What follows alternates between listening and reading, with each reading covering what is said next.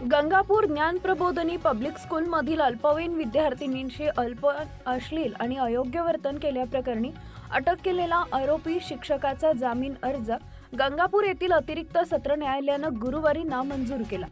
तपासादरम्यान तपास अधिकाऱ्यांनी शाळेतील त्याच वर्गातील अनेक अल्पवयीन मुलींची विधानं नोंदवली।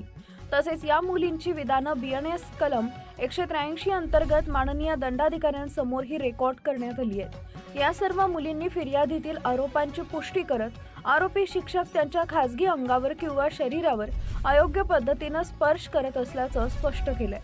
न्यायालयानं आपल्या आदेशात नमूद केलंय की सद्यस्थितीत या सर्व पीडित विद्यार्थिनींच्या सुसंगत व गंभीर विधानांवर अविश्वास करण्याचं कोणतंही कारण नाही।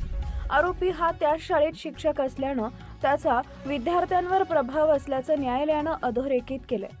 त्यामुळे जामीन दिल्यास तो पीडित मुलींना धमकावणे, पुराव्यांशी छेडछाड करणे किंवा फरार होण्याची शक्यता नाकारता येत नाही, असं न्यायालयानं स्पष्ट निरीक्षण नोंदवलंय। या सर्व परिस्थितींचा विचार करून अतिरिक्त सत्र न्यायाधीश SB बहाळकर यांनी आरोपीचा जामीन अर्ज 11 डिसेंबर 2025 रोजी नामंजूर करण्याचा आदेश दिला आहे।